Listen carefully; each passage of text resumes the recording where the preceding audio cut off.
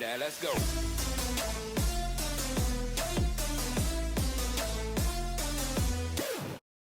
Pierre Francôme, bonjour et merci d'avoir accepté ce congrès sur le thème de l'immunité. Nous allons être ensemble pendant un petit moment pour parler notamment de l'aromathérapie, les huiles essentielles et l'immunité. Dans un premier temps, je vais vous laisser vous présenter si vous voulez bien.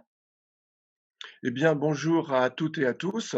C'est avec plaisir que je vais donner donc cette petite conférence sur l'aromathérapie dans le domaine de l'immunité. Alors, je suis spécialiste des huiles essentielles depuis des dizaines et dizaines d'années. Je suis à l'origine de nombreuses nouvelles huiles essentielles qui sont devenues des grands classiques aujourd'hui et que je vous ferai pour certaines découvrir au cours de cette petite heure où nous serons ensemble. Alors, j'ai choisi comme thème pour ce congrès aromathérapie et système immunitaire. Effectivement, énormément d'études, je dirais, sont disponibles aujourd'hui dans ce domaine. Sachez qu'il y a plus de 22 000 publications sur les huiles essentielles et l'aromathérapie à ce jour. Alors, je ferai une sélection de ces huiles essentielles dans ce domaine. Alors, je divise cette conférence en deux parties, en deux volets. Le premier, des plantes aromatiques à l'aromathérapie, parce qu'il est nécessaire de savoir quelles sont les matières premières que nous allons utiliser dans ce domaine. On commencera par la richesse du monde végétal aromatique, ensuite les techniques d'extraction des huiles essentielles, l'aromathérapie scientifique et deuxième volet, l'immunité au cœur de la santé, avec les composantes de l'immunité, stimuler les défenses immunitaires grâce aux huiles essentielles, et enfin, en complément, la para-immunité en soutien de l'immunité, c'est-à-dire donc comment, je dirais, accompagner notre système immunitaire pour qu'il devienne plus efficace contre principalement les virus.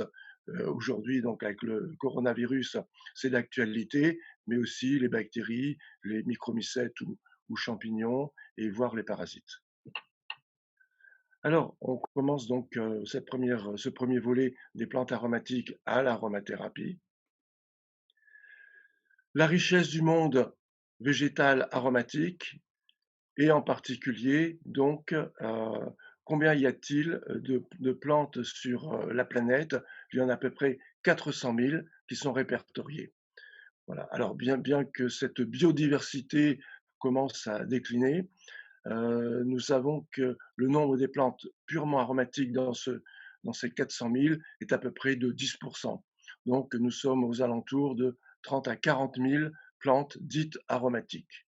Alors, euh, à côté de cette biodiversité végétale, nous allons parler de biodiversité moléculaire. Effectivement, quelques dizaines de milliers de plantes produisent des substances aromatiques au sein de cellules sécrétrices, simplement en partant de l'eau. Hein, donc, ça, c'est bien disponible sur la planète. Là, nous sommes dans la chimie minérale et de gaz carbonique. Là, nous sommes dans la chimie organique. Voilà. Et grâce à l'énergie du soleil qui est captée par les chlorophylles, les xanthophiles de ces plantes vertes, eh bien, se passe ce phénomène de photosynthèse. Voilà. Alors, vous avez ici donc quelques photos que je vous propose pour voir où se situe non pas la photosynthèse, mais la synthèse de ces petits composés organiques volatiles, issus donc de l'association gaz carbonique eau. Ça se situe donc dans des structures spécialisées. Vous voyez ici donc ces structures sur la surface des feuilles, sur la surface des pétales. Alors, première à gauche, poil sécréteur de sauge sclarée. Le nom latin, c'est Salvia sclarea. Donc, c'est la partie aérienne, les feuilles, vous voyez, avec un grossissement quand même assez important. Voilà, donc sur un petit pod, un petit pied, vous avez cette petite vacuole qui est là, qui est remplie de l'essence de sauge sclarée. Et au pied de cette petite sphère, vous avez des cellules spécialisées qu'on appelle cellules sécrétrices. Ensuite, Vous avez donc un exemple au niveau de la lavande vraie, Lavandula angustifolia. Là, cette fois-ci, cette poche à essence est directement posée, sans pied, sur la surface des feuilles. Il y a l'équivalent au niveau des pétales des fleurs de lavande. Et enfin, à l'intérieur du végétal, parce que là, nous étions sur l'épiderme, eh bien, c'est le cas des clous de girofle. Alors, sachez que un clou de girofle, en réalité, c'est un bouton floral. Eh bien, vous avez donc cette petite poche à l'intérieur du clou, à l'intérieur du bouton floral. Voilà. Et donc, alors, ce qui veut dire aussi que pour extraire, ça sera un tout petit peu plus long pour pouvoir donc, je dirais, ouvrir des petits canaux qui permettent l'extraction de l'essence qu'il y avait à l'intérieur. Alors, à quoi servent ces substances aromatiques émises par les plantes? Tout d'abord, euh, ça sert pour la plante elle-même. Alors pourquoi? Eh bien, tout simplement, soit pour attirer des insectes qui vont polliniser la plante, ou au contraire repousser les parasites nuisibles, voire même les prédateurs, en particulier les herbivores. Je rajouterai que les dernières découvertes dans ce domaine montrent que lorsque, je dirais donc, il y a cette émission de ces petits composés organiques volatiles, donc ils se diffusent aux alentours de la plante, et les plantes de la même espèce ont comme particularité d'avoir sur leurs feuilles des récepteurs olfactifs. Comme nous en avons au niveau de notre nez, les plantes l'ont au niveau de leurs feuilles, ce qui leur permet aux plantes de communiquer entre elles. Attention, il y a un herbivore qui est ici, et la plante voisine sécrète des substances qui vont un peu repousser l'herbivore, puisque ces odeurs ne sont pas toujours de saveur agréable pour l'animal qui va essayer de le manger. Voilà. Alors, ça sert également pour la plante, je dirais, de défense antimicrobienne, pour se défendre contre des virus, contre des bactéries, voire des micromycètes, c'est-à-dire des micro-champignons. Voilà. Et à la réflexion, eh bien, si c'est utile pour la plante, est-ce que ce ne serait pas utile pour l'homme? Et effectivement, les recherches ont montré depuis longtemps que ces essences, je dirais, nous verrons après, elles vont devenir huiles essentielles, je dirais, offrent un intérêt majeur dans le domaine de nos défenses vis-à-vis des agresseurs, mais on le verra également pour renforcer nos immunités. Alors justement, pour revenir sur le deuxième point, juste avant, donc on est d'accord que toutes les huiles essentielles ou extraits aromatiques ont des vertus thérapeutiques pour l'humain, pour l'homme. Oui, bien sûr, Voilà. tout à Alors, fait. contrairement à, vous savez, de plus en plus, on retrouve dans des fioles qui ressemblent beaucoup aux fioles d'essence et d'huile essentielle, les absolus, des extraits CO2.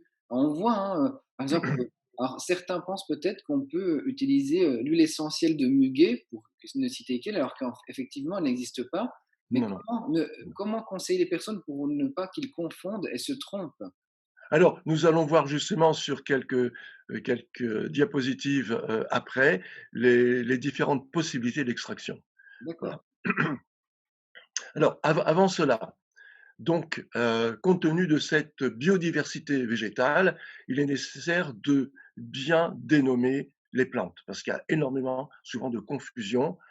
En particulier, il faut donc, lorsque l'on parle d'une plante, je dirais, définir exactement son nom par rapport au genre, à l'espèce, bien souvent à la sous-espèce, voire à la variété, la forme, le cultivar.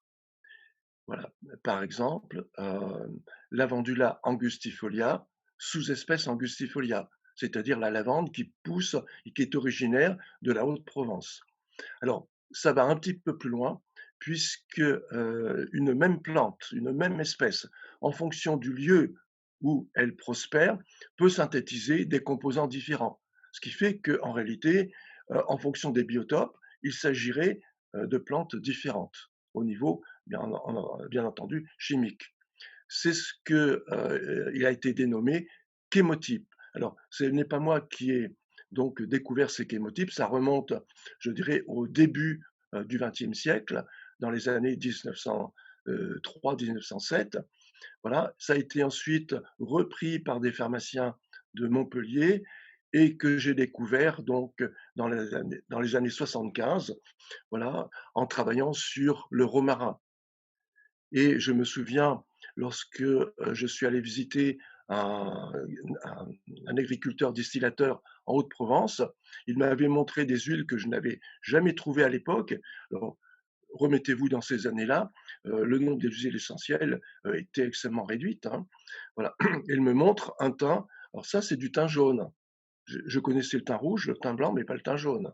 Et en recherchant, je suis tombé sur ces publications qui parlaient de race chimique ou chémotype. Voilà. Et donc, j'ai imposé cette notion, je dirais, aux médecins et aux pharmaciens avec qui je collaborais. Et aujourd'hui, c'est devenu une notion incontournable dans le domaine de l'aromathérapie. Ça a mis du temps, hein, donc officiellement, à émerger. Voilà. Alors, l'exemple que je vous ai donné ici, c'est les 3 chémotypes de romarin. Vous avez donc du romarin officinal à 1,8-cénol qu'on appelle également eucalyptol, qui pousse principalement dans le Maghreb, donc Maroc, Tunisie. Voilà. Alors très intéressante pour toute la sphère bronchopulmonaire. C'est celui-là que l'on pourra utiliser, par exemple, en inhalation pour bien charger toute la muqueuse nasale de cette eucalyptol, qui est très donc hydrophile et qui va donc rester tapissé, je dirais, sur cette muqueuse nasale et nous protéger d'invasion virale. Et l'époque, je dirais, donc montre que ben, nous sommes extrêmement vulnérables à ce niveau-là. Ensuite, le romarin officinal à camphre. Voilà. Alors là, c'est sud de la France principalement et l'Espagne.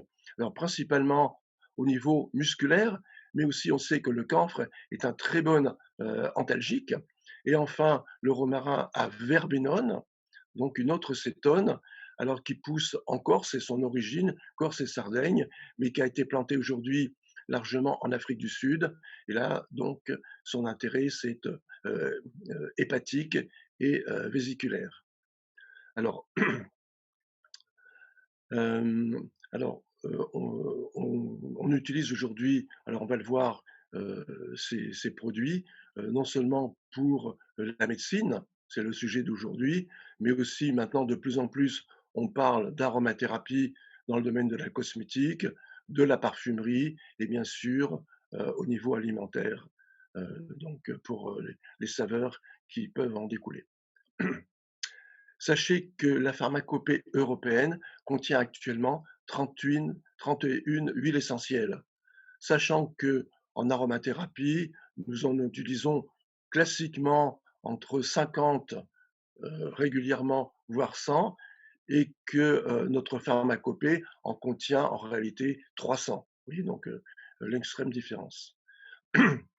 Alors là, nous étions dans la plante, et dans la plante, il n'y a pas d'huile essentielle, il y a ce qu'on appelle des essences.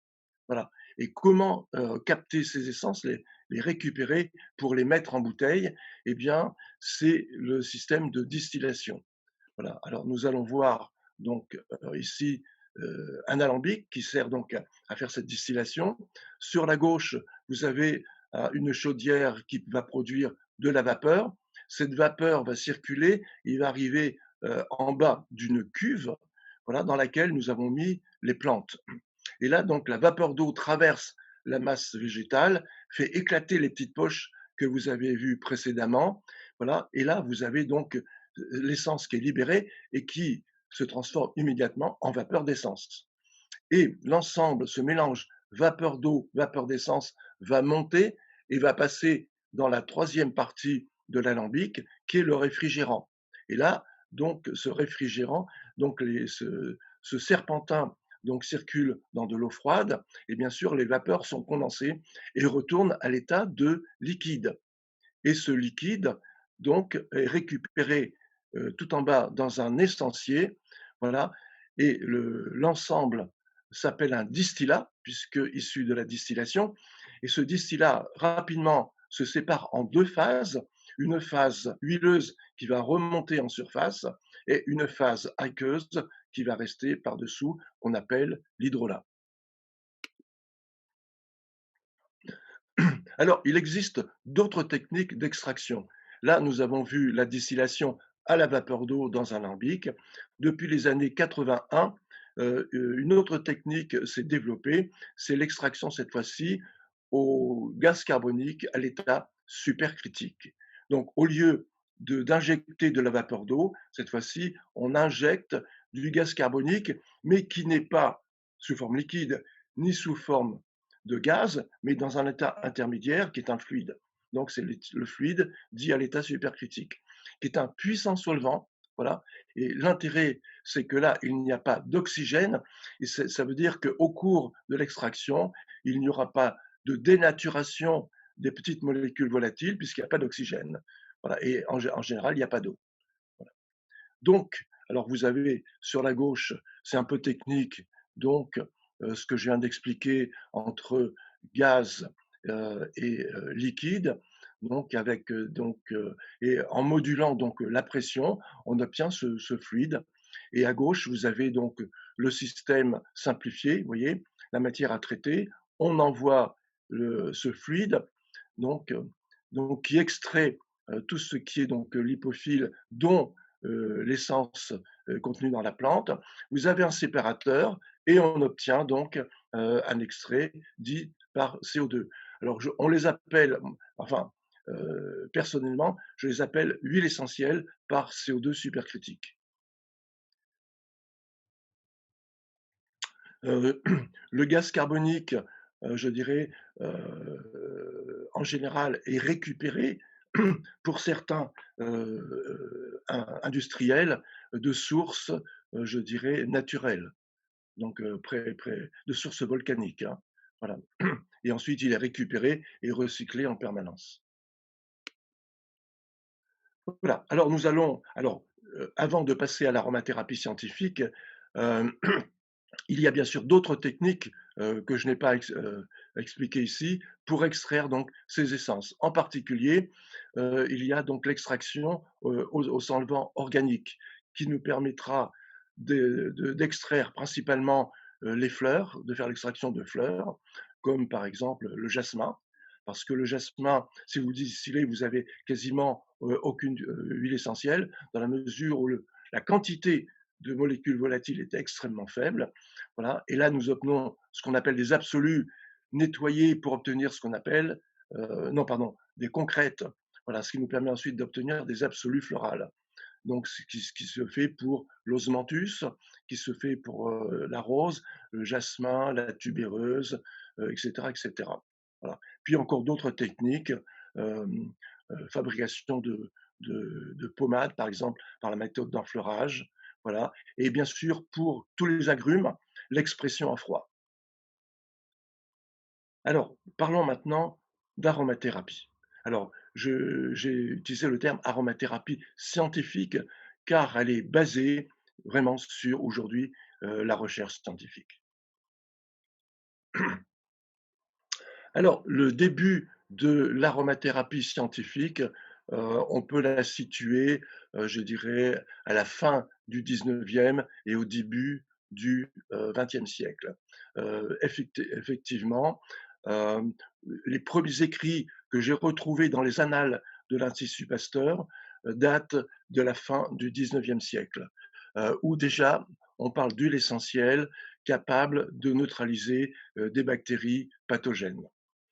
La personne qui a créé le terme, qui a forgé le terme aromathérapie en 1935, c'est un chimiste lyonnais, René Maurice Gattefossé. On peut dire qu'il est le premier, alors non pas le premier, le deuxième père de l'aromathérapie. Voilà. Donc il s'est soigné d'une grave brûlure pour éviter une gangrène grâce à l'huile essentielle de lavande. Et au vu des résultats spectaculaires, ben, toute sa vie, je dirais, il l'a dévolue à la recherche des propriétés des huiles essentielles. Voilà. Alors son livre est un livre précieux qui est aujourd'hui introuvable et c'est le premier qui a parlé des relations structure-activité, ce qui se fait d'ailleurs dans la chimie allopathique. Voilà. Alors, je remonte un tout petit peu quand même en arrière en ce qui concerne l'historique. Euh, Sachez que le premier alambic que nous avons retrouvé date d'à peu près 5000 ans. Il a été retrouvé dans l'Indus et donc vous voyez ce long cheminement, hein, donc qui a été nécessaire. Et puis, vous avez également donc un médecin alchimiste, originaire d'Iran, voilà, qui a donc, travaillé beaucoup sur, les huiles essentielles. D'ailleurs, c'est lui qui a obtenu la première huile essentielle pure, de rose à l'époque et qui a écrit un ouvrage qui est resté longtemps à l'époque un best-seller, qui est le Canon de la médecine. Alors ensuite, l'aromathérapie s'est développée et puis il y a eu, une chute parce qu'il y a eu la découverte de la pénicilline en 28 par Fleming. Voilà et donc le monde pharmaceutique et médical s'est retourné vers l'utilisation d'antibiotiques. Grâce à Jean Valnet, qui était un médecin militaire, l'aromathérapie a repris des couleurs à l'époque. Et depuis donc Jean Valnet, l'aromathérapie n'a cessé de, je dirais, de se développer. Alors, il a eu des successeurs alors bien connus, en particulier le docteur Paul Belaïch, donc, qui a fait principalement part de son expérience clinique notamment pardon, sur les maladies infectieuses. Et il a publié en 79 un traité de phytothérapie et d'aromathérapie dans ce domaine, où il a donc passablement parlé également des aromatogrammes, l'équivalent des antibiogrammes. Et puis, à la même époque, donc j'ai connu Valnet, voilà, j'ai commencé donc à utiliser les huiles essentielles et puis et petit à petit, dans la mesure où, je dirais, les huiles essentielles sur le marché, en pharmacie et en médecine et en maison de diététique étaient peu nombreuses et souvent de mauvaise qualité, je me suis lancé, dans le domaine, du laboratoire, d'aromathérapie. Voilà. Et donc j'ai fait beaucoup de travaux. Alors donc ma passion, c'était donc la recherche et à l'époque donc, avec, le médecin avec qui j'ai beaucoup collaboré, Daniel Pénoël, nous avons donc, coécrit un ouvrage, voilà, donc, qui s'appelle «L'aromathérapie exactement».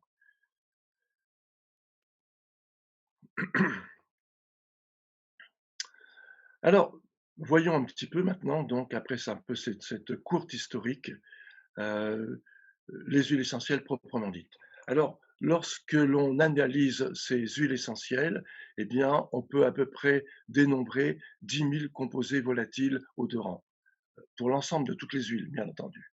Voilà, c'est, quelque chose d'énorme.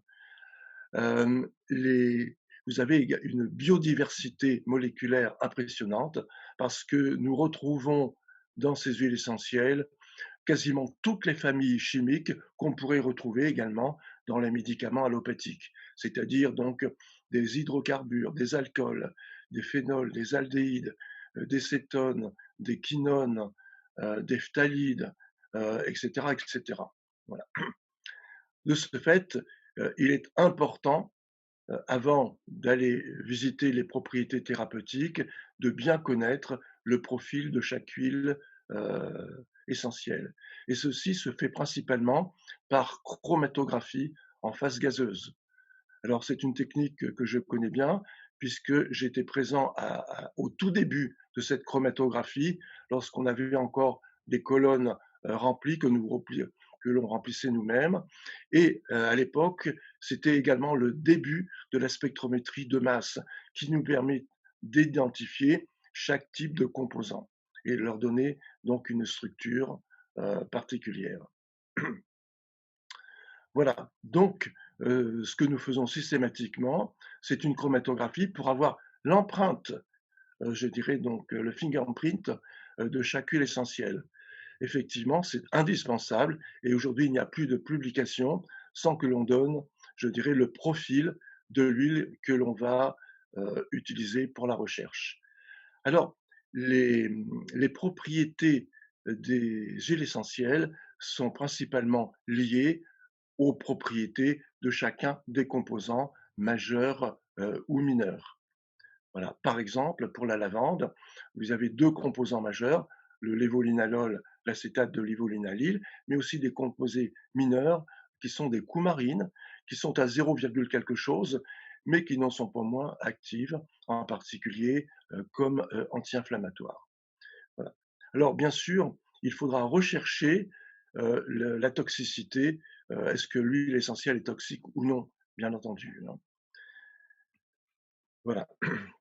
Donc, jusqu'à présent, nous avons parlé de biodiversité végétale, de biodiversité euh, moléculaire. Voilà. Ce que je voulais dire, c'est que la lavande, par exemple, contient plus de 1100 composants différents, ce qui est, euh, ce qui est impressionnant. Alors, tous les composants ne sont pas intéressants, sauf au niveau olfactif. Et là, nous allons parler maintenant de biodiversité biologique. Alors, les dernières décennies nous ont permis de classer les substances aromatiques et par la suite, donc, les huiles essentielles qui les contiennent dans différentes classes pharmacologiques. Voilà. Alors, je vous ai parlé donc des anti-infectieux, mais il y a aussi donc des anti-inflammatoires, un sujet qu'on a énormément travaillé, etc., etc. Voilà. Alors, comme exemple, je vais vous donner donc la classe des antalgiques périphériques. Ce sont des données partielles, hein. Voilà, donc c'est un résumé. Alors sachez que nous recherchons systématiquement les cibles pharmacologiques. Dire c'est anti-algique, c'est anesthésique, c'est anti-douleur, oui, mais quelle est la cible? Alors, dans ce cadre-là, eh bien, vous avez les premiers qui inhibent les facteurs algogènes de l'inflammation, et en particulier sur un facteur de transcription nucléaire qu'on appelle NF-kappa B. Voilà. Là, nous avons dans les familles chimiques actives soit des aldyles, soit des phénols. En l'occurrence, molécules actives, les citrales, qui sont donc des aldéhydes, voilà, qu'on retrouve dans certaines huiles essentielles, dont l'Itsea citrata ou l'Itsea cubeba, que l'on appelle la lycée citronnée. Pour les phénols, c'est principalement le génol, là, donc que vous connaissez bien, puisque c'est l'odeur un petit peu qu'il y avait chez les dentistes en général, c'est Sigisium aromaticum, le clou de girofle. Ensuite, on peut inhiber cette fameuse cyclooxygénase 2, dont on parle tant aujourd'hui dans le cadre du coronavirus. Voilà. Là, vous avez donc plusieurs familles chimiques intéressantes. D'abord, celle des esters avec le salicylate de méthyle de la Golterie, Golteria fragrantissima, qui est originaire du Népal, et toujours le génol, donc avec le clou de girofle. Ensuite, on peut également inhiber une enzyme qu'on appelle la hénosynthase inductible. Elle est induite au cours de phénomènes inflammatoires. Et là, nous avons donc des alcools monoterpéniques ou monoterpénols, le fameux lévolinalol qu'on retrouve dans les lavandes.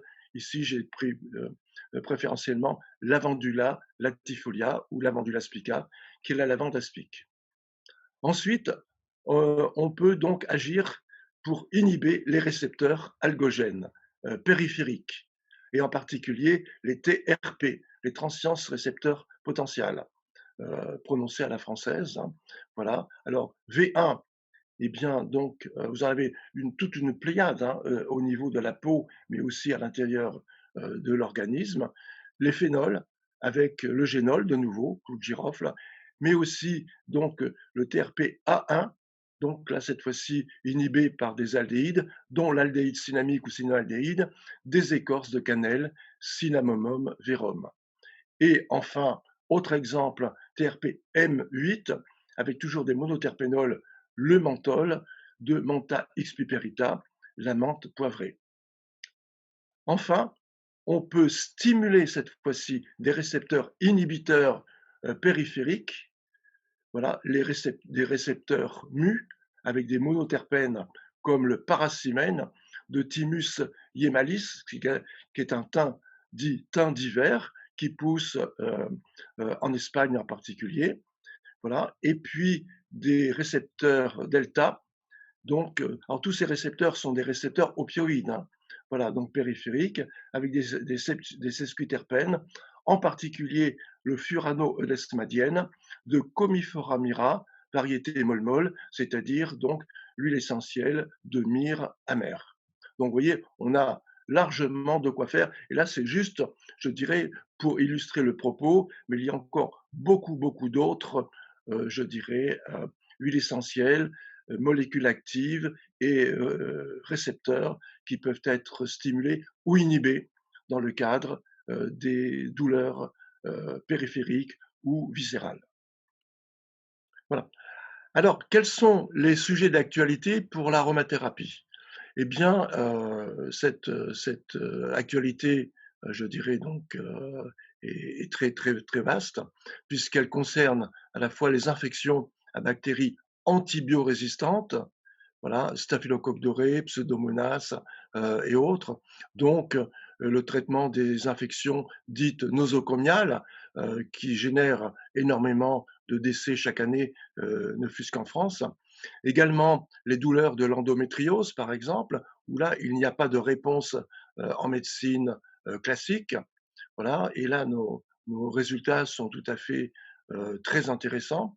Également, les douleurs neuropathiques, cicatrisation post-chirurgicale, chirurgie du visage, entre autres, maladies auto-immunes, maladie de Crohn, colopathie fonctionnelle, et puis pathologie tumorale en appui des traitements hospitaliers. C'est juste un petit aperçu.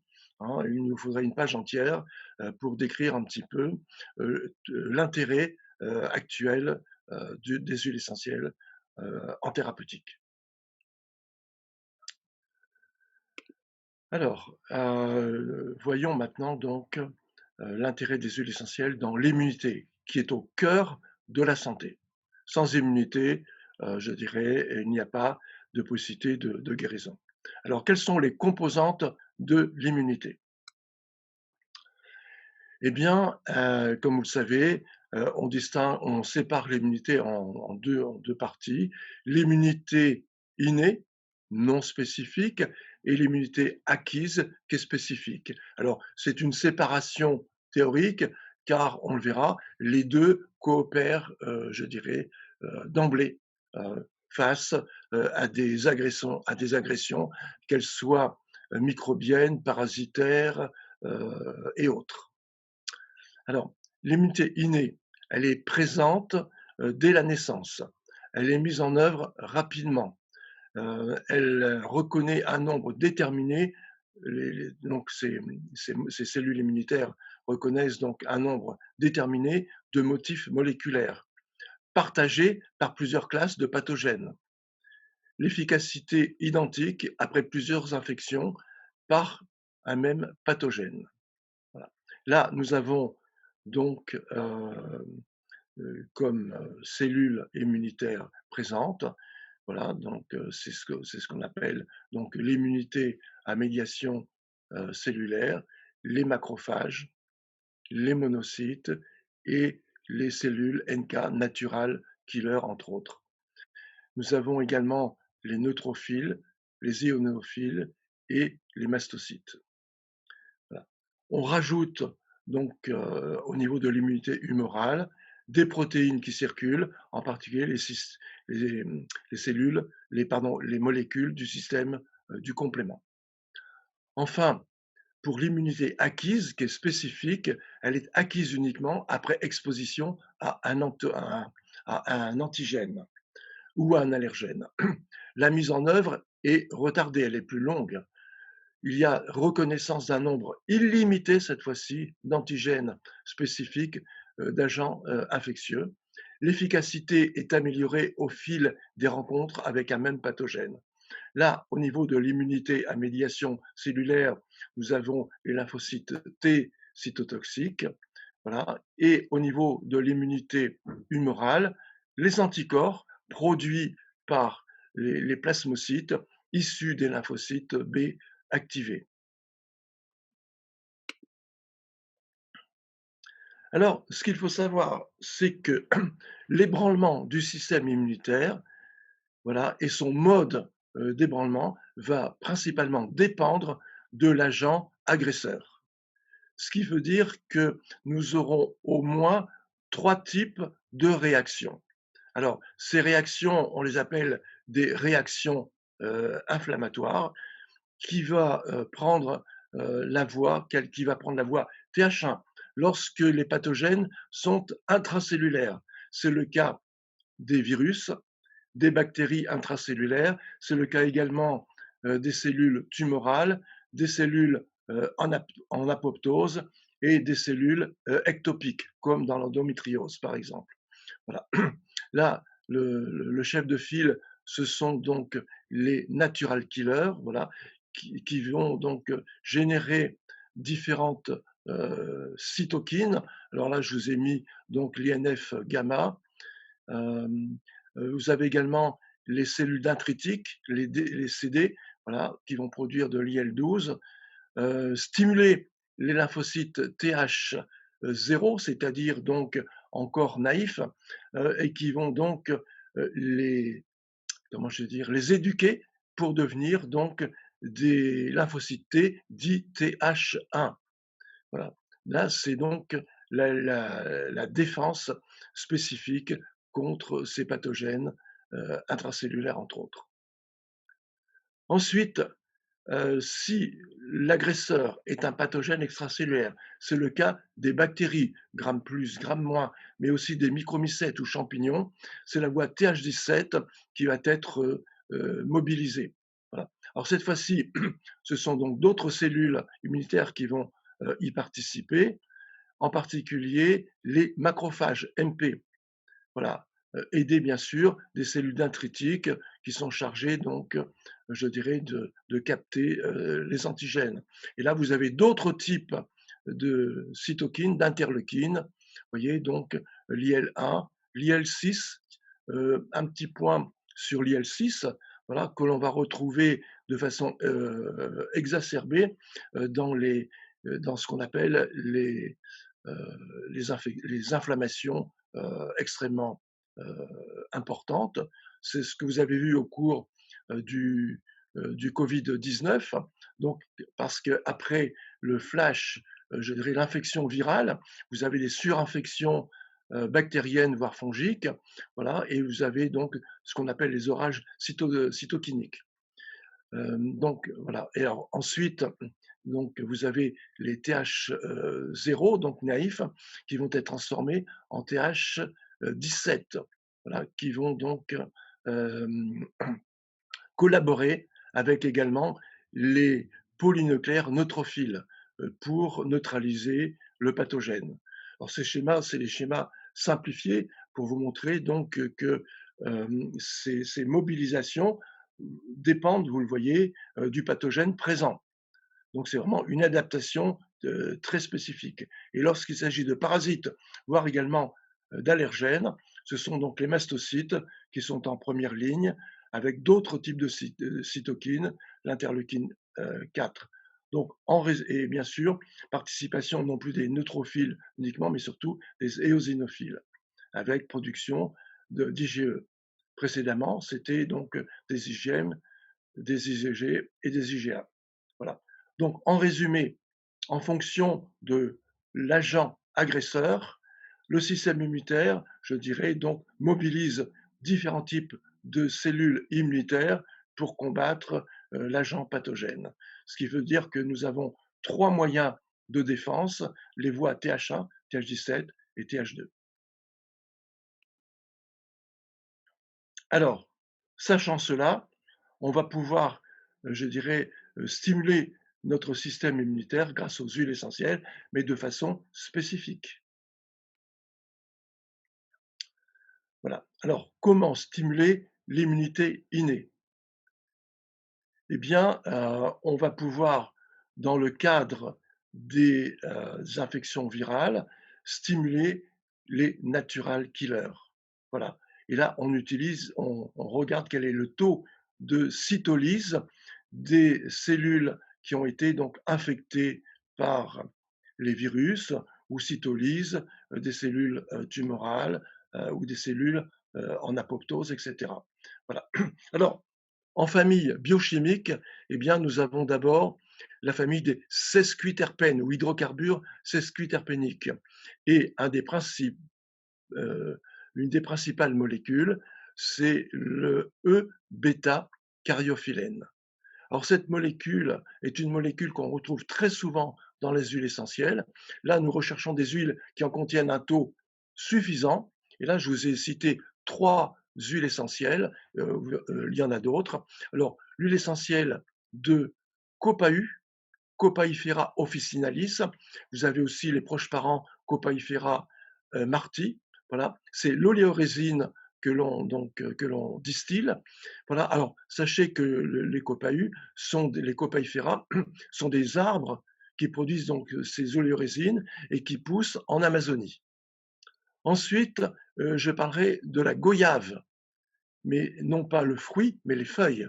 Donc nous distillons les feuilles de goyave, Psyllium guayava, donc très riche en cariophyllène. Alors, on peut distiller aussi les feuilles de catrafaille, Cedrelopsis grevei. Alors, vous êtes plus familier avec l'écorce de catrafaille dans le traitement des douleurs. Il s'agit des feuilles ici. Mais vous avez bien sûr beaucoup d'autres huiles essentielles. Alors, il y en a une que j'affectionne particulièrement. Voilà, c'est l'ilang-ilang. Alors, vous connaissez cette huile pour la parfumerie.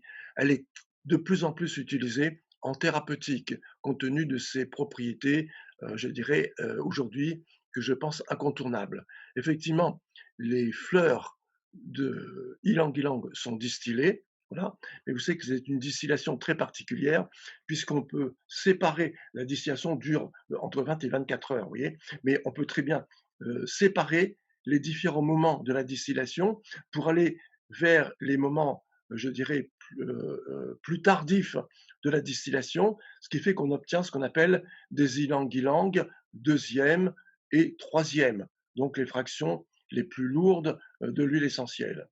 Voilà. Et cette huile ylang-ylang deuxième, troisième est très riche en bêta-cariophyllène. Ensuite, toujours pour stimuler les natural killers, vous avez donc des monoterpènes. Là, je vais citer le dextro-alpha-phélandrène, que l'on retrouve dans plusieurs huiles essentielles. Alors, la muscade d'Afrique, alors à ne pas confondre avec la muscade originaire d'Indonésie. Hein. Voilà, il s'agit ici de Monodora myristica. Voilà, ce sont les graines qui sont distillées. Voilà, c'est un arbre qui pousse dans l'Afrique de l'Ouest. Voilà. Et puis, bien sûr, les baies roses, ben, vous les connaissez bien puisque vous en mettez souvent, je dirais, sur les saumons, les poissons, etc., avec un goût très, très, très agréable. Son nom latin, c'est Chinus molle. Ce sont donc les baies qui sont distillées, très riches en alpha-phélandrène. Et vous voyez, donc, intéressant, puisque un très bon stimulant des natural killers.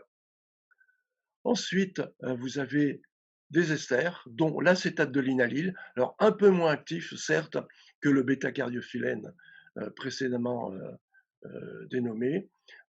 On retrouve cet acétate de linalyle en particulier dans la lavande vraie, Lavandula angustifolia. Ce sont les sommités freuleries qui sont distillées. Voilà. Ensuite, les macrophages.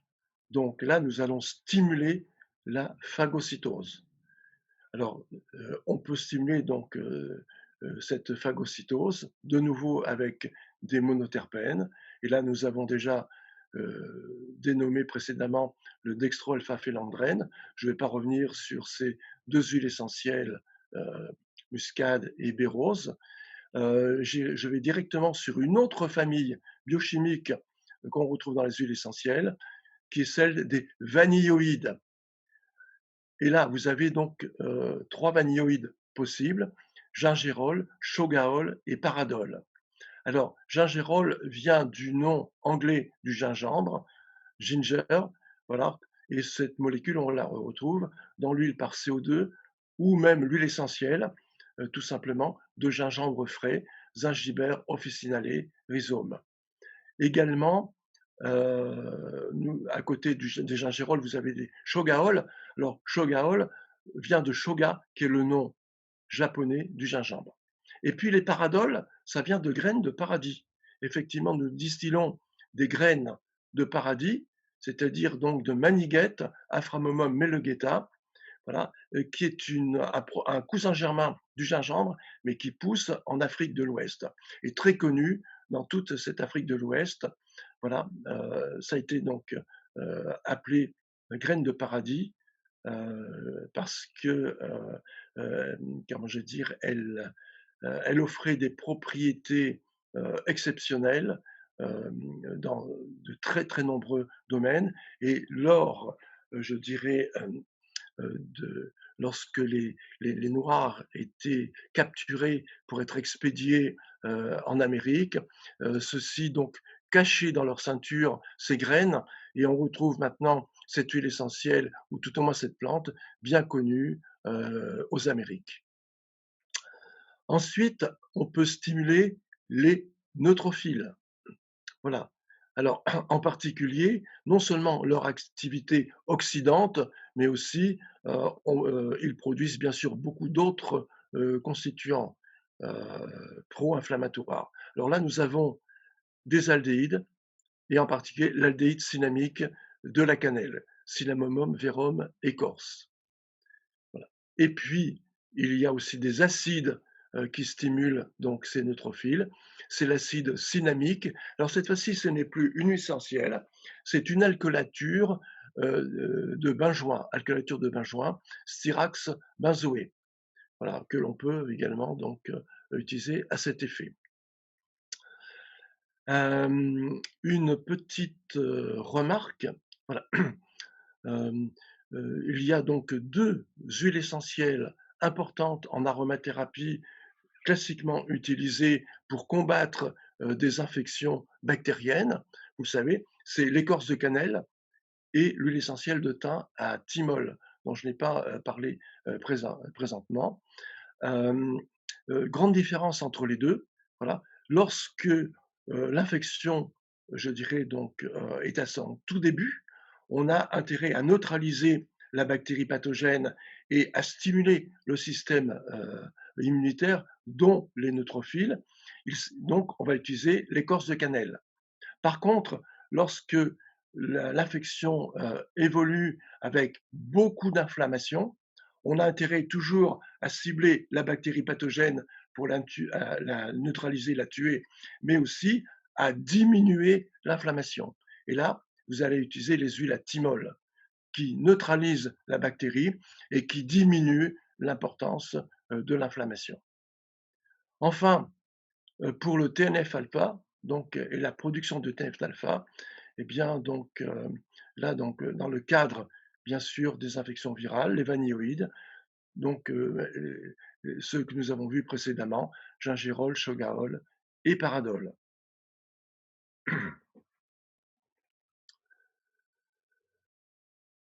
Voilà, alors ce n'est pas tout.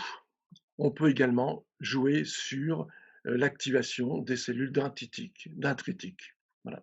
Là, nous avons de nouveau des monoterpènes. Alors, vous voyez donc que ce ne sont pas du tout les mêmes monoterpènes qui vont jouer.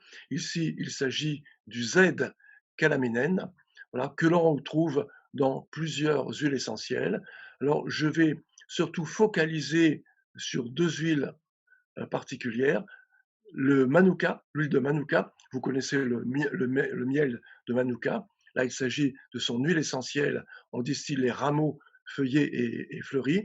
Leptospermum scoparium, qui a un autre avantage, c'est en même temps un puissant antiviral.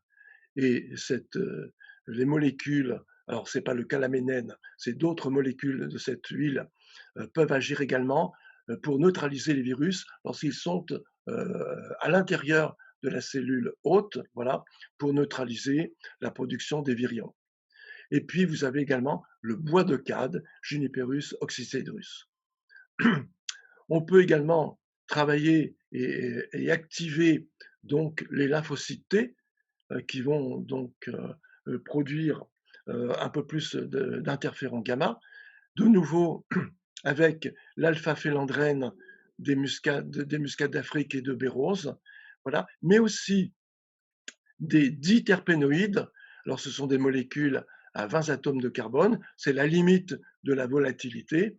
Voilà, là, nous avons l'insensol oxyde, voilà, qu'on retrouve cette fois-ci dans d'autres oléosines, celle d'encens des Indes, donc là que nous extrayons par CO2, puisque ces molécules sont plus lourdes et moins volatiles, donc c'est la méthode, je dirais, idéale pour faire un extrait parfait. Boswellia serrata, donc c'est l'encens des Indes, voilà, qui contient également des acides boswelliques. Et puis vous avez aussi l'encens de Somalie, Boswellia sacra, toujours donc son éleurésine. Donc vous voyez, les encens sont très utiles pour doper nos immunités. Voilà. Enfin, dernière cellule immunitaire à stimuler, les lymphocytes B. Voilà. Leur activation, et là nous regardons le taux des immunoglobulines qu'ils produisent. De nouveau, des monoterpénols, mais différents. C'est le dextroterpinène 1-ol 4 que nous retrouvons dans deux huiles essentielles qui sont classiques en aromathérapie. L'arbre à thé, c'est Melaleuca alternifolia, donc ce sont les rameaux feuillés que nous utilisons, et la marjolaine des jardins, Origanum majorana, les sommité fleuries, alors que vous connaissez plus dans le traitement des insomnies, de l'anxiété, etc., mais très utile pour stimuler notre immunité. Et enfin, l'alpha-terpinéol, qu'on retrouve dans le niaouli, Melaleuca quinquenervia, chémotype A8 cinéole, et le ravinsar, Cinnamomum camphora, toujours A8 cinéole. Donc, alors en plus, ces niaouli et ravinsara contiennent de l'eucalyptol, voilà, dont j'ai déjà parlé tout à l'heure, très intéressante pour tapisser notre muqueuse nasale, pour faire barrière aux infections virales.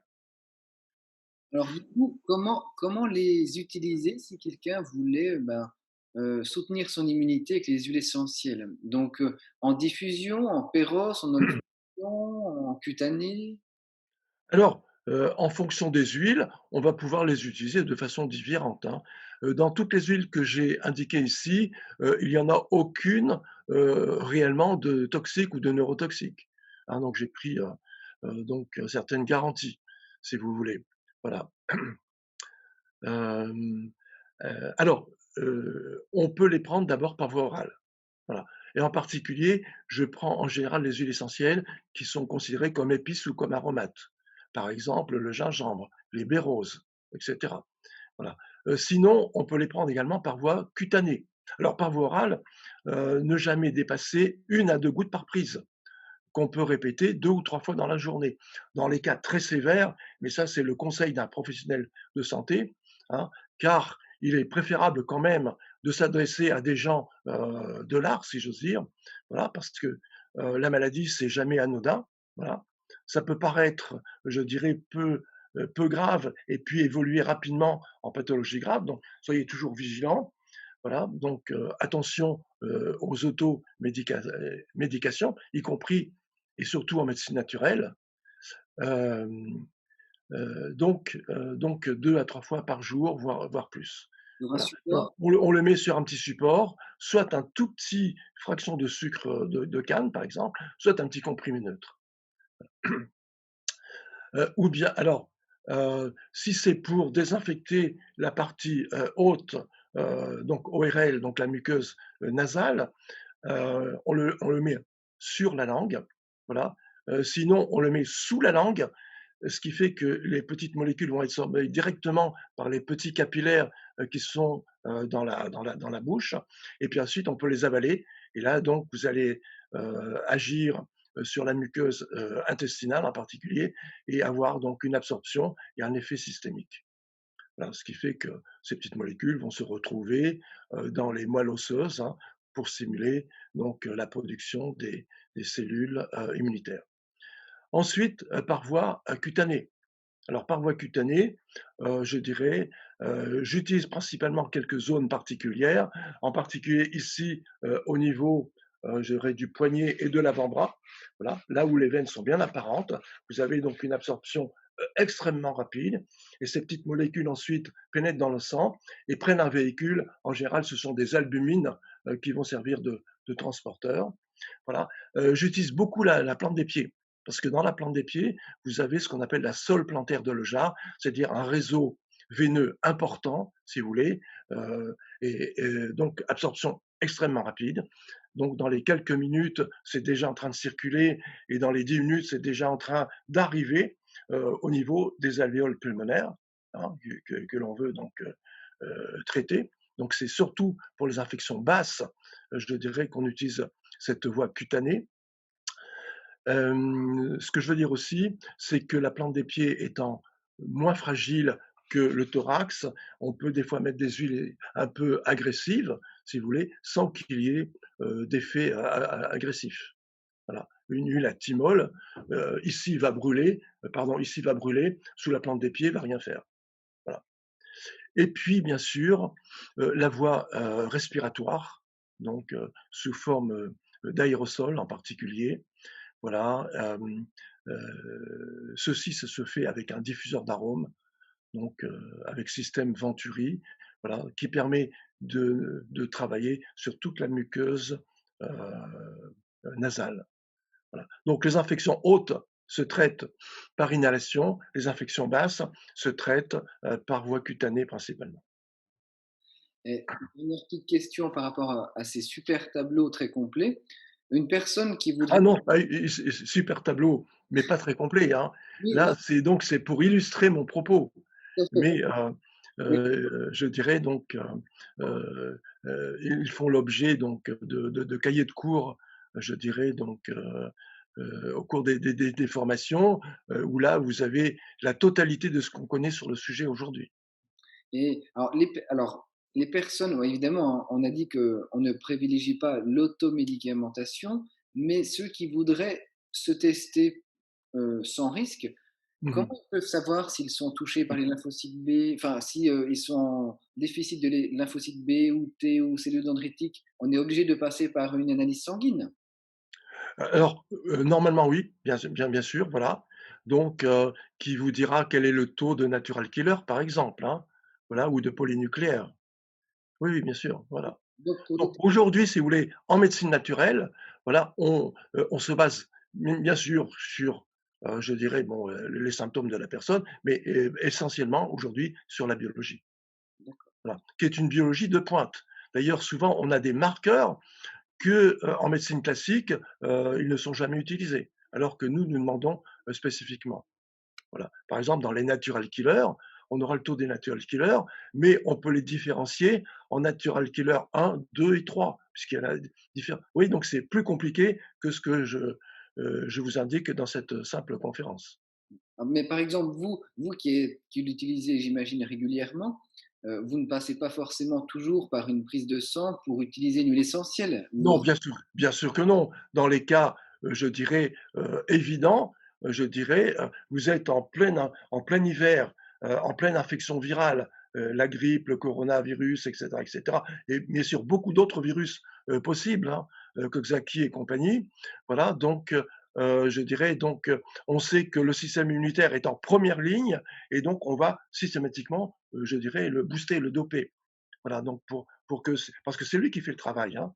C'est pas les huiles essentielles, c'est lui qui fait le travail de fond, voilà et on va stimuler systématiquement les natural killers, voilà et là donc ben, vous avez ici, en prévention donc en immunosurveillance, les huiles essentielles de feuilles de goyave, Psyllium guayavia, que j'utilise, facilement. C'est une huile très agréable, extrêmement active, voilà donc et sans risque de cyto ou de neurotoxicité.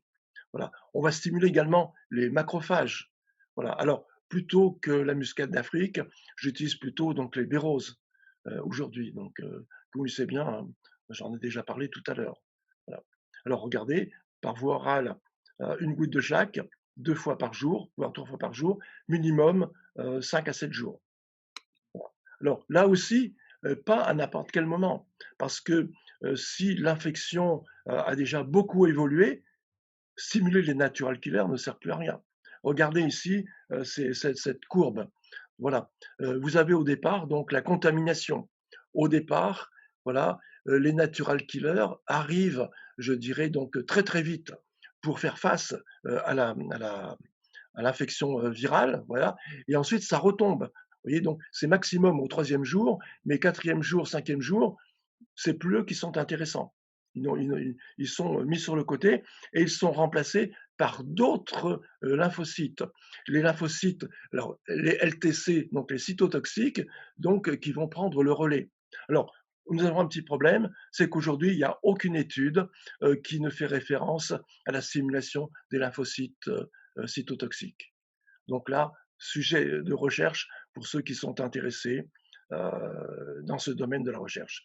Voilà. Mais après, ce sont donc les lymphocytes T, les lymphocytes B, avec bien sûr les cellules dendritiques qui vont être importantes, puisque ce sont les IG, les immunoglobulines, qui vont prendre le relais, c'est-à-dire donc l'immunité spécifique. Et là, vous avez vu, nous avons passablement de réponses.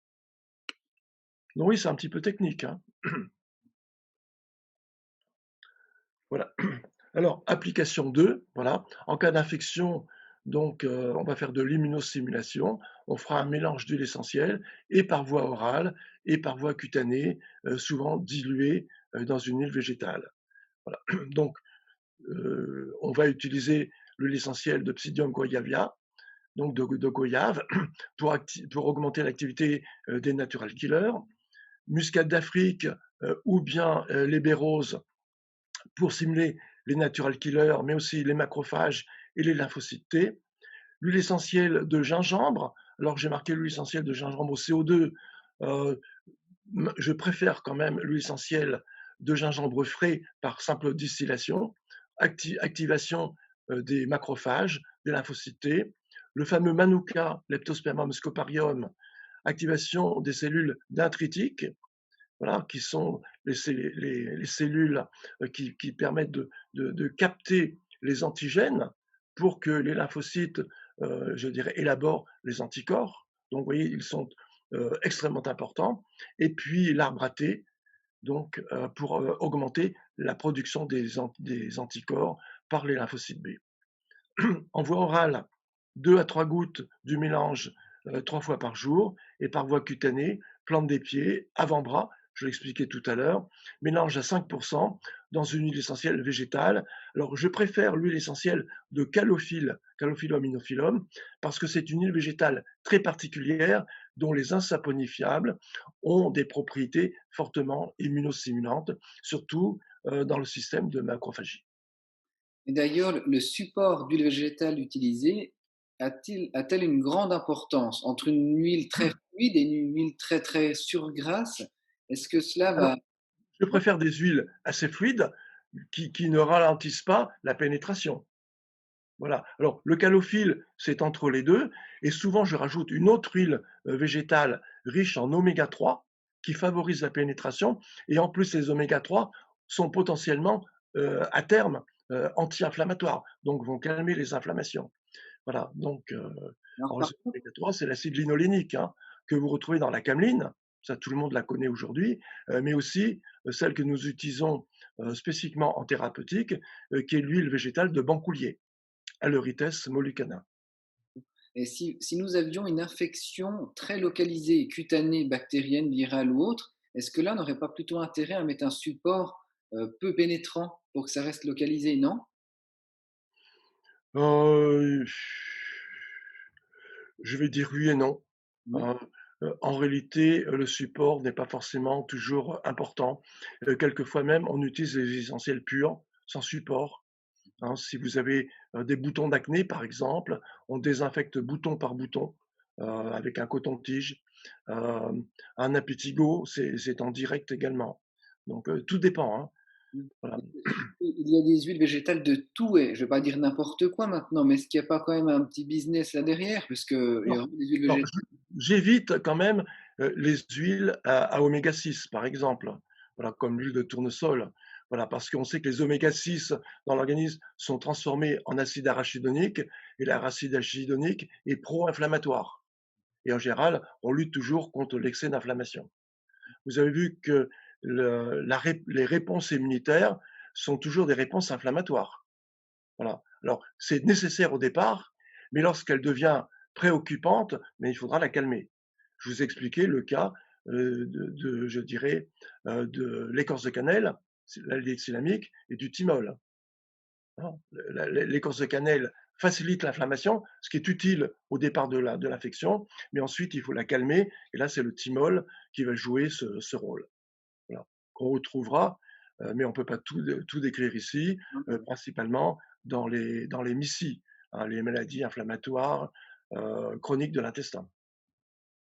Donc, pour conclure sur les huiles végétales, déjà pour conseiller à ceux qui nous écoutent, plutôt limiter les huiles à oméga 6, mais il n'est pas Oui, vraiment la peine d'aller investir dans des huiles de pépins, de fruits de la passion, d'abricots, de je ne sais quoi. Des huiles courantes qu'on a à la maison, même une huile d'olive est très bien, par exemple. tout à fait. L'huile d'olive, le mieux c'est l'huile de cameline quand même.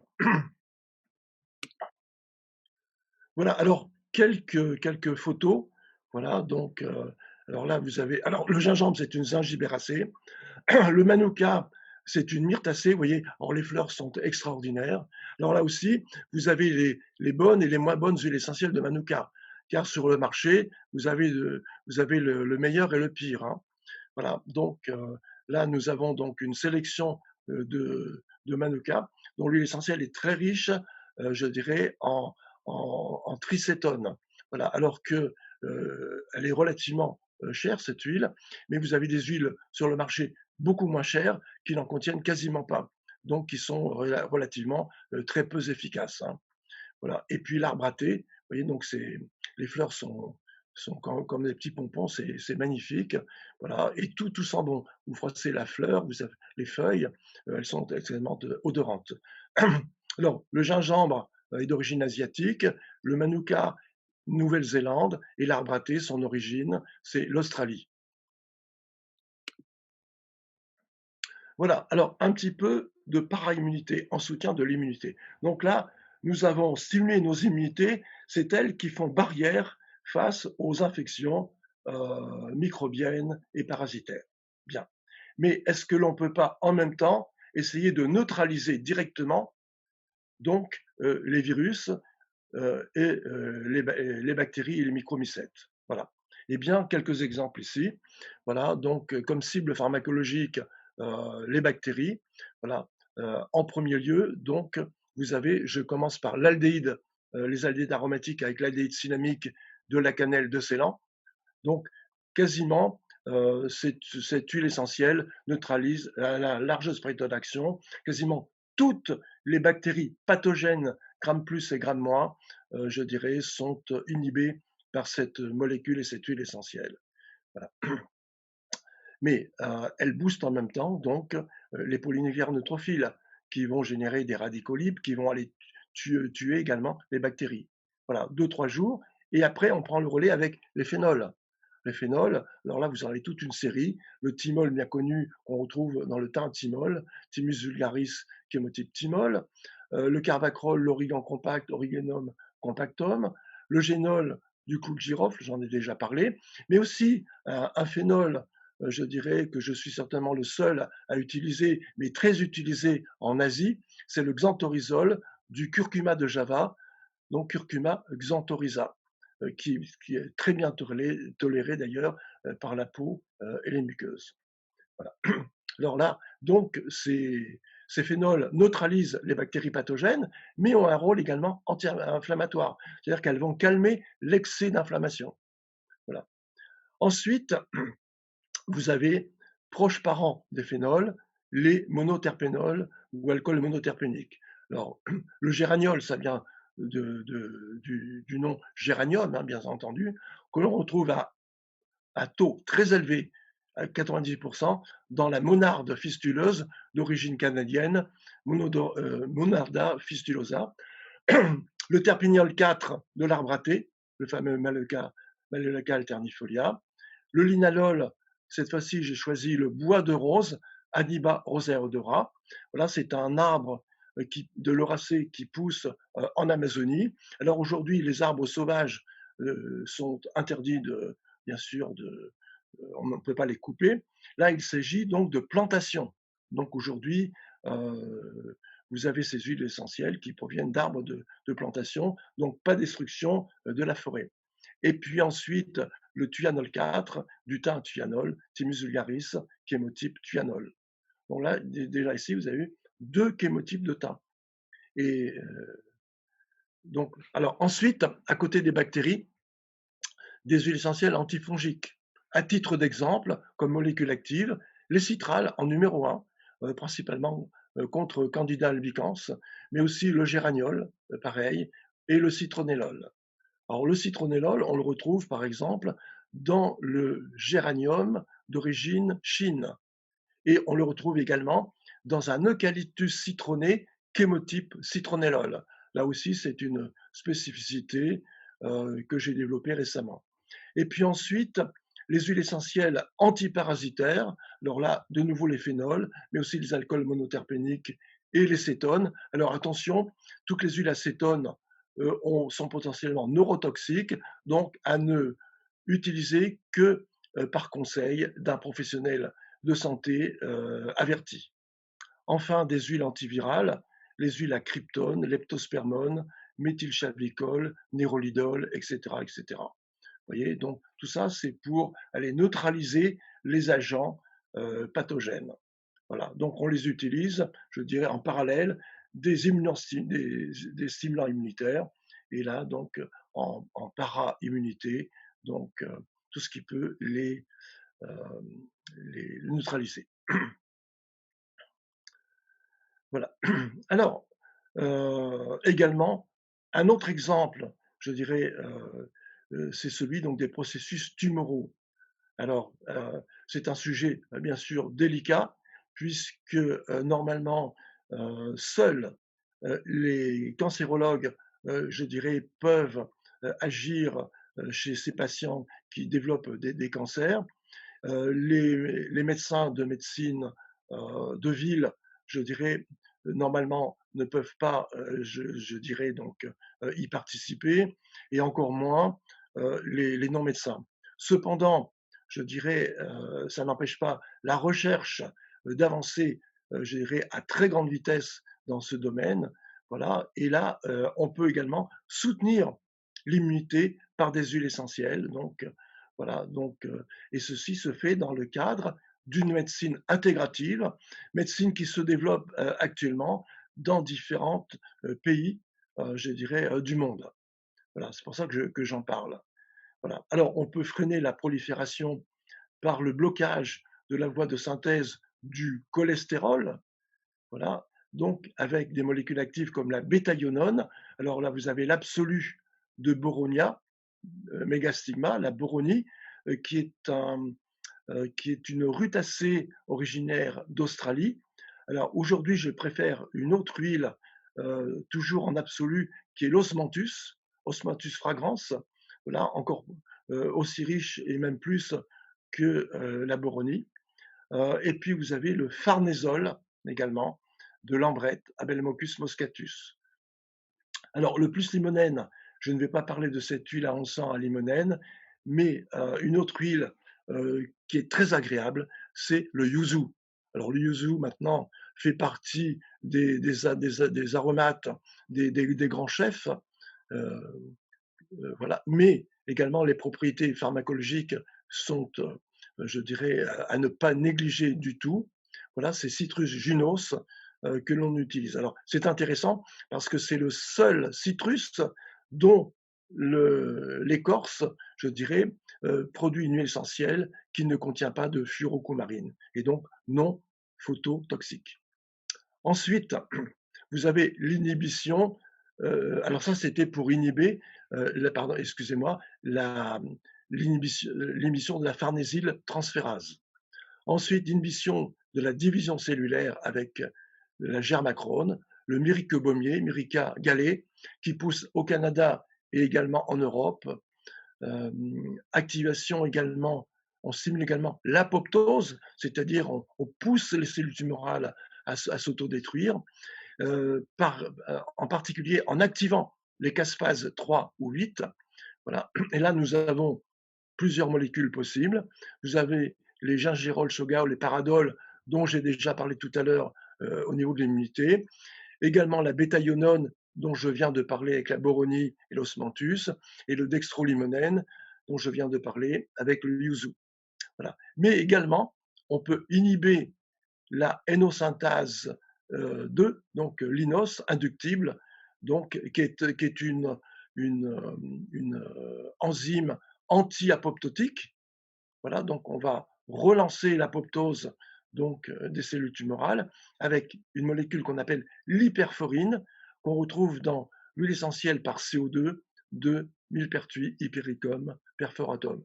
Là, c'est juste un petit clin d'œil sur le domaine de la tumorogénèse et comment freiner la prolifération et simuler l'apoptose. Mais il y a encore beaucoup d'autres mécanismes qui ont été investigués. Qui ont été investigués. Eh bien, je vous remercie de votre attention. Alors, c'est vrai que c'est un peu technique, voilà, mais l'aromathérapie est une thérapeutique, je dirais, scientifique, médicale, qui nécessite quand même des études, puisque les études dans ce domaine, je dirais, peuvent s'échelonner au moins sur 3 ans.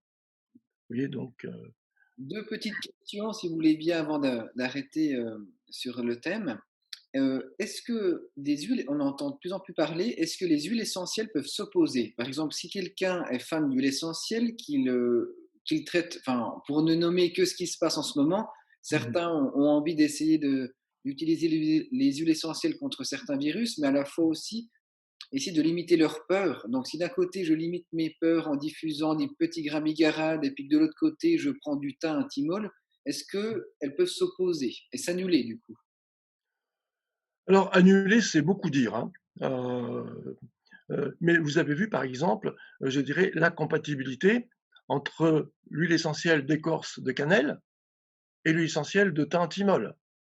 On n'a pas intérêt à les mélanger.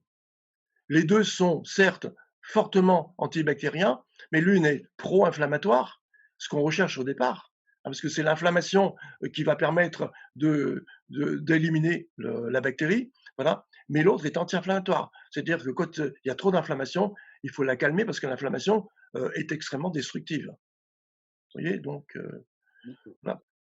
Et puis, dernière petite question générale. Il y a de plus en plus de producteurs d'huile essentielle, des petits, des grands.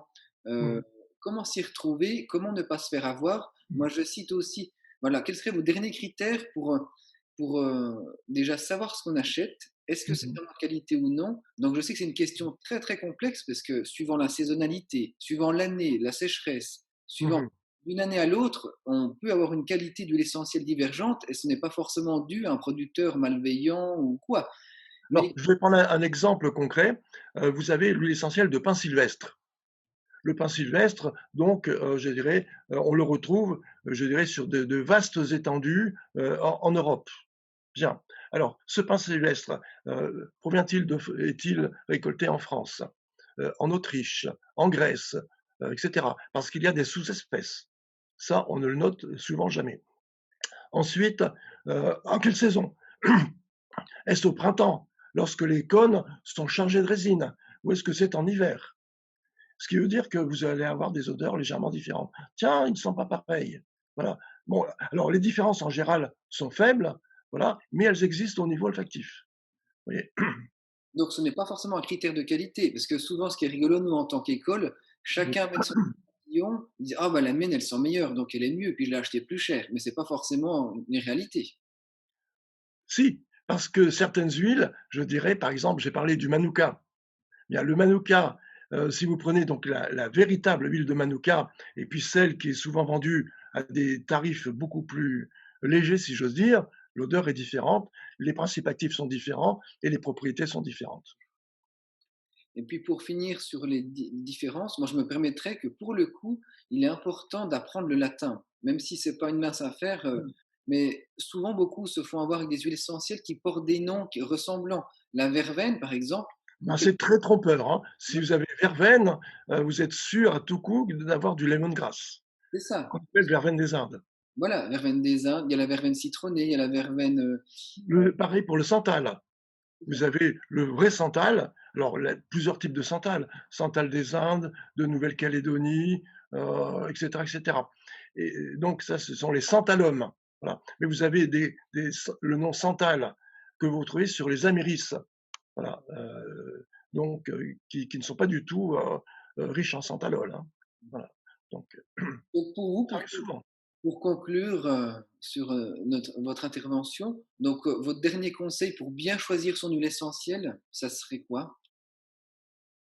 Ben, il faut d'abord regarder les étiquettes, voir la fiabilité du laboratoire, entre autres. Euh, Alors, il y a certains laboratoires qui sont, je dirais, compétents, hein. Je ne vais pas citer les noms, bien sûr. Voilà, donc il y en a qui délivrent des huiles essentielles de très bonne qualité, soit en pharmacie, soit par internet, bien sûr. Mais là aussi, c'est pareil, quelquefois en pharmacie ou par internet, bah, vous avez des produits de moins bonne qualité, hein. Donc, alors regardez le prix, hein. Des fois des prix vraiment très, très bas, heu, peuvent faire douter de la qualité du produit, hein. Regardez la mélisse est une huile extrêmement chère. La produit, je dirais le rendement est extrêmement faible. Voilà. Et des faibles prix fait que ben, vous n'avez pas un milligramme de mélisse dans votre flacon. Eh bien, merci pour tous vos précieux conseils, Pierre Mm. Francôme. Oui. Euh, Alors, moi, j'engage quand même les professionnels, je dirais, à s'y intéresser et à suivre des formations. C'est évident, c'est le moins qu'on puisse dire. Voilà. Ce que vous avez vu, c'est quand même très technique, hein. Voilà. Et on peut aborder énormément de sujets en pathologie. Bon, et le grand public, est bien de s'informer en lisant des livres, je dirais donc, euh, alors, des livres d'auteurs, si j'ose dire, qui sont vraiment dans le domaine de l'aromathérapie. Car aujourd'hui, malheureusement, il y a énormément de livres qui sortent sur le sujet, faits par des personnes qui recopient un livre qui a été recopié d'un autre, etc. Ouais, donc faire très très attention à ce niveau-là. Euh, et puis également suivre des fois des conférences, suivre des cours de formation pour mères de famille, etc. Vous voyez, donc, voilà. et sans rentrer dans la peur, il est vrai que les huiles essentielles, c'est un petit peu l'allopathie verte des médecines intégratives, et donc on doit faire attention à ne pas en utiliser tous les jours aussi. Ah bien sûr, voilà, donc moi je les utilise que quand j'en ai besoin. Donc sinon, bien sûr. Eh bien, Voilà. Pierre Francôme, merci. Bien, c'était un plaisir, je dirais, de vous présenter une petite facette de l'aromathérapie dans un sujet quand même extrêmement complexe, vous l'avez compris, de l'immunité. Voilà. Bien. Merci. Voilà, au plaisir. Au revoir. Now let's go.